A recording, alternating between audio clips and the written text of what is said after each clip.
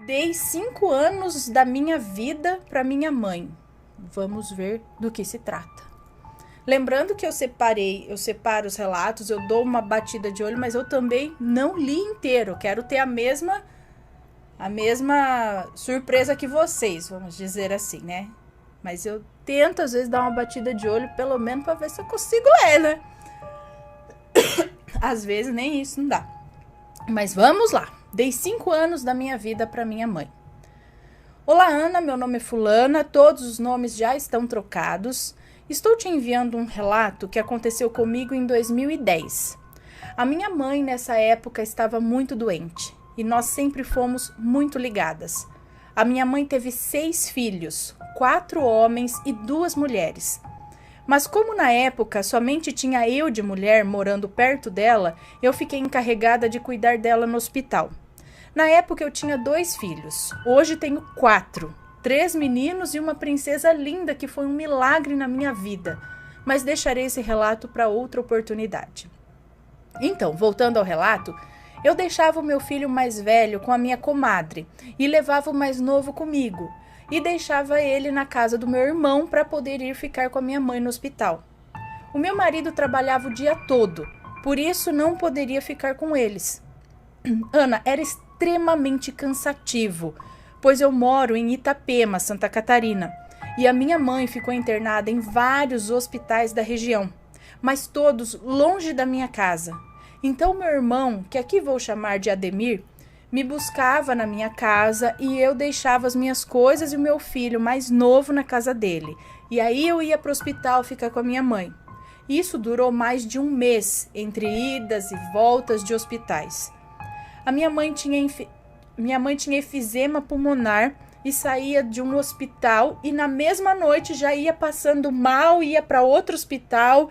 Às vezes eu chegava em casa e já recebia ligação do meu irmão avisando que estava voltando para me pegar novamente, pois ela estava em outro hospital. Bem, Ana, em uma dessas vezes que consegui ir para casa à noite, conversando com meu marido, ele me perguntou se eu estava preparada. E eu disse, preparada para quê?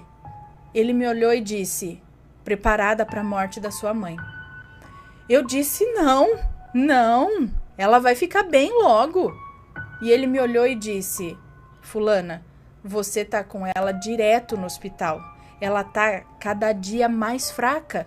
Você tem que ser forte e tá preparada para tudo.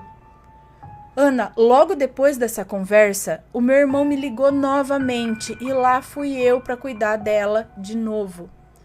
Quando cheguei no hospital, antes mesmo de ir para o quarto em que estava minha mãe, passei por uma capelinha dessas que tem em hospitais, sabe? Pois então, dobrei meus joelhos e fiz uma oração de todo o coração e falei com Deus. Senhor, não deixa minha mãe morrer.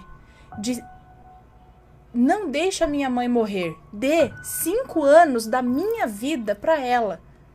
E quando for para ela partir, faça com que ela esteja longe de mim, pois eu não vou aguentar vê-la partir. Bom, levantei e fui para o quarto da minha mãe. Quando cheguei no quarto, ela estava dormindo, o oxigênio ligado. Aproveitei para ir para o banheiro antes que a enfermeira ou o médico passasse. Entrei no banheiro e assim que sentei no vaso, bateram na porta. Eu pensei, nossa, foi só entrar no banheiro e a enfermeira já chegou. Falei, já vou. E aí eu saí o mais rápido possível. Quando saí, não tinha mais ninguém ali. Perguntei para outra paciente que estava na outra cama, próxima à minha mãe, se ela tinha visto a enfermeira ou outra pessoa batendo na porta. E ela me olhou e disse, olha, minha filha, eu ouvi batendo na porta do banheiro, mas achei que era você, de dentro para fora. Ana do céu, eu fui para perto da minha mãe, acordei ela e perguntei se estava tudo bem. Eu fiquei com medo de ser um sinal que ela ia partir, mas graças a Deus ela estava bem. Bom, daquele dia em diante a minha mãe começou a melhorar. Tiraram o oxigênio e em 5 dias ela teve alta e não foi mais internada. O tempo passou, minha mãe foi morar com meu outro irmão em Cuiabá e eu esqueci o que aconteceu. Mas em 2015, meu irmão ligou e disse que a minha mãe estava internada, muito mal. Disse que ela acordou de manhã bem, tomou café e falou para o meu sobrinho, filho da minha irmã, que ela criou. E ela disse assim: Paulo, essa noite eu tive um sonho, mas eu não posso te contar. Eu falei com Deus. Meu sobrinho achou que era coisa da cabeça dela. Como ela sempre falava coisas sem sentido, nem deu importância a isso. Mas logo após tomar o café, ela começou a passar mal, vomitar sangue. Então eles foram para a emergência e ela foi entubada. Bom, Ana, fiquei em desespero, pois Cuiabá é muito longe. Lembrando que ela mora em Santa Catarina. Tava lá no Mato Grosso, né?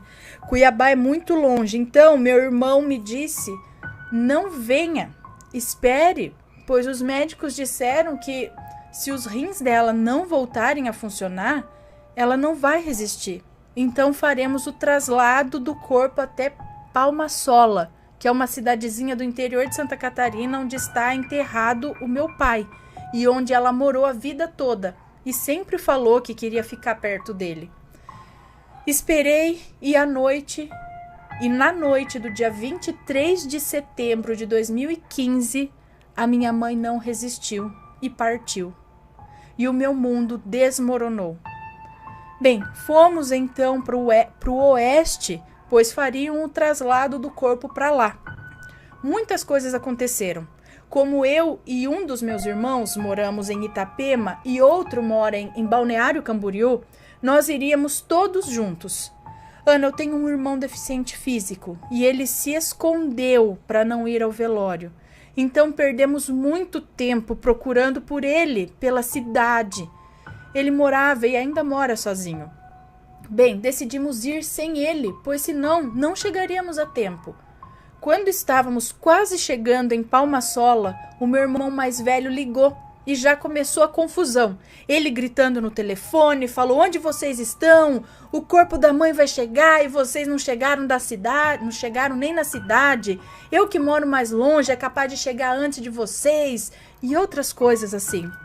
Bem, se o clima já estava ruim, imagina depois dessa ligação. Pois bem, aceleramos mais e chegamos à cidade. Fizemos alguns preparativos e nada do corpo chegar. Meu irmão chegou e nada do corpo. Todos os irmãos chegaram, só o corpo é que não chegava. Ana, todos se reuniram. E aí ligamos para a funerária e na funerária eles não conseguiam entrar em contato com o pessoal do traslado. Quando finalmente o corpo chegou, o pessoal do traslado disse que todos os aparelhos eletrônicos, GPS, celular, tudo desligou e eles se perderam e só conseguiram chegar depois de 2 horas.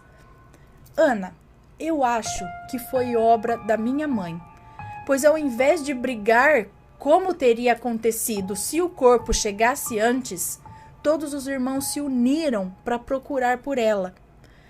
Bem, passado isso, a minha ex-cunhada, que considero uma irmã, conversando comigo, perguntou: Ô Preta, lembra quando você ficou no hospital? Que você me contou o que aconteceu Quantos anos você disse que tinha dado para sua mãe? Ana, eu gelei e lembrei na hora. Eu tinha pedido para Deus dar 5 anos da minha vida para minha mãe. E pedi para minha mãe partir longe de mim, pois eu não ia aguentar vê-la partir. E realmente tudo aconteceu daquele jeito. Outras coincidências ou não aconteceram. O meu pai era 20 anos mais velho que a minha mãe e ela morreu 20 anos depois dele. Outra, eles dois morreram em setembro, com 20 dias de diferença. Bom, Ana, esse é o meu relato, espero que gostem. Tenho outros, mas ainda mandarei. Desculpa os erros, mandei pelo celular, amo seu canal desde o começo, eu acompanho e já indiquei para a família toda. Beijos para você e para os vampirinhos. Um beijo para você, muito obrigada pelo relato. E olha só que interessante, gente, é coincidência isso? Ela ir na capelinha, a mãe dela estava muito mal e ela pedir para Deus dar 5 anos da vida, e exatamente 5 anos ela viveu bem. Só depois de 5 anos que ela decaiu e faleceu.